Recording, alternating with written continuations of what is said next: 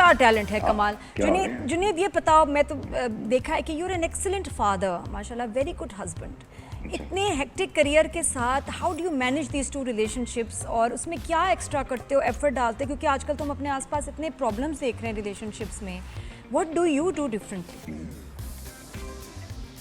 कोशिश ये होती है कि टाइम मैनेज किया जाए। मैं तो बहुत अरसे से शुरू से ही ये चीज़ मुझे अपने अब्बू से मिली, मैनेजमेंट, चीज़ों को मैनेज करना, टाइम मैनेज करना, सब चीज़ें वही हैं। चाहे वो अपना करियर हो, एक्टिंग करियर हो, म्यूजिक करियर हो, बीच में फिटनेस को भी मैनेज करना, जिम को मैनेज करना, एथलेटिक एक्टिविटी मैनेज करना, फैमिली को मैनेज करना, बच्चों के साथ टाइम स्पेंड करना, ये सब चीज़ें आई थिंक हमको मैनेज करनी पड़ती हैं।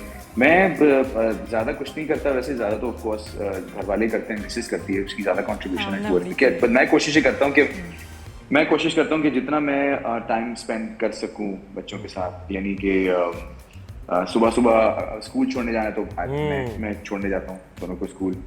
वो टाइम होता है अच्छा बच्चों के साथ इंटरेक्ट करने का, उनके साथ। मैं I wake up early with the kids, मैं सुबह जल्दी उठ जाता हूँ और बच्चों को स्कूल छोड़ा, उनके साथ वक्त गुजारा, उसके बाद फिर जिम चले गए। उसके बाद और देखिए ना, शादी को भी इतने साल हो जाते हैं, ड्रामों में भी देखते हैं डिफरेंट प्रॉब्लम्स आने शुरू होते हैं। वो आपको कहाँ लगता है कि जो किस तरह के प्रॉब्लम्स आते हैं और उनको कैसे फिर हैंडल करें?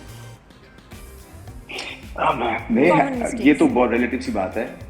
कॉमन मेरे ख्याल में टाइम देना पड़ता है, अटेंशन, कम्युनिकेशन। हाँ, बिल्कुल, दोनों मियाँ बीवी को एक दूसरे को टाइम देना होता है, अटेंशन देनी होती है। रिलेशनशिप में वो स्पार्क मेंटेन करने के लिए आपको वक्त गुजारना होता है, मोमेंट्स क्रिएट करने होते हैं। और ये कुछ चीज़ें नेचुरली आती हैं, कुछ चीज़ें आपको कॉन्शियसली भी क्रिएट करनी होती है। बिल्कुल, कुछ over time you have to create those moments. बिल्कुल, मैच्योरिटी आती है। जुनैद, मुझे बताइए, एक तो अपनी फैमिली की बात हो गई ना, एक प्रोफेशनल लाइफ में मैंने कभी यानी कंट्रोवर्सी उस तरह जुनैद को या मतलब ओवर एक्सप्रेसिव होते हुए नहीं देखा। सोशल मीडिया पे हम देख रहे थे, या अपनी राय देना, कमेंट करना, तो ये इंटेंशनली करते हो या नेचर का हिस्सा है कि बस ठीक है यार छोड़ो, मुझे क्या बात करनी है इस बारे में, और इसलिए कंट्रोवर्सी? एक तो मेरी नेचर का हिस्सा भी है, हाँ, एक तो मेरी नेचर का हिस्सा भी है। बचपन से भी मैं थोड़ा खामोश तबीयती था, लेकिन ऑफ कोर्स ऐसा नहीं है कि मैं ओपिनियन रखता नहीं चीज़ों के बारे में, लेकिन I consciously make an effort not to really share my opinion on social media.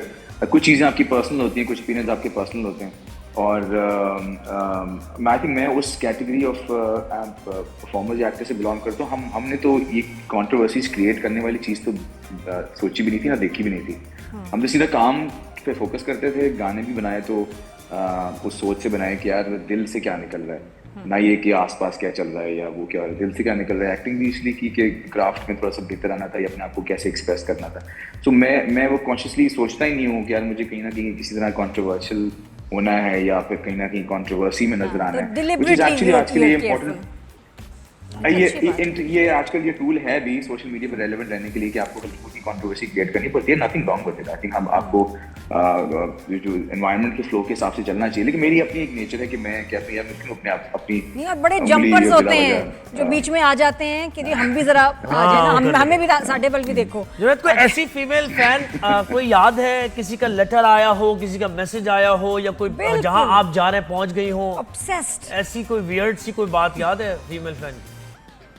नहीं यार, मेरे फैंस बड़े शरीफ से फैंस। अरे रहने दो प्लीज, क्रेजी फैंस नहीं हो सकता। क्रेजी फैंस, कॉल की फैंस बताओ जरा। नहीं कोई ऐसी क्रेजी फैन स्टोरी नहीं। अब फैंस आते हैं और वो बड़ा आपसे प्यार करते हैं, प्यार से मिलते हैं, ऑटोग्राफ्स लेते हैं। कभी किसी ने कहा भी यहाँ ऑटोग्राफ दे दें, किसी ने कहा यहाँ ऑटोग्राफ दे दें बाजू में। तो ज़्यादा कोई ऐसी कोई क्रेजी फैन स्टोरीज नहीं होती मेरे साथ, एटलीस्ट मेरे साथ।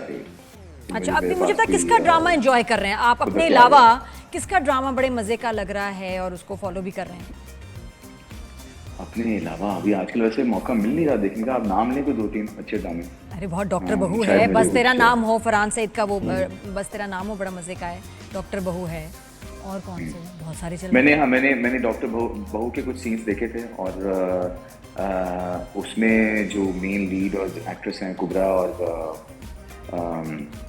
Asad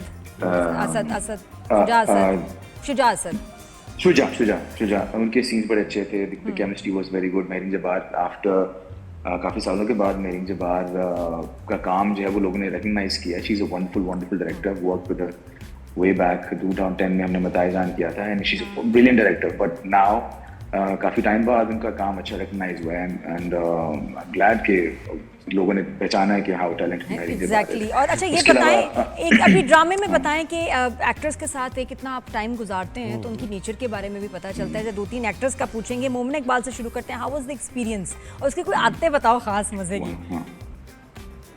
wonderful experience. देखिए मैंने 2 ड्रामे कर चुका हूँ मोमना के साथ, एक दो किनारे किया था और ये किया।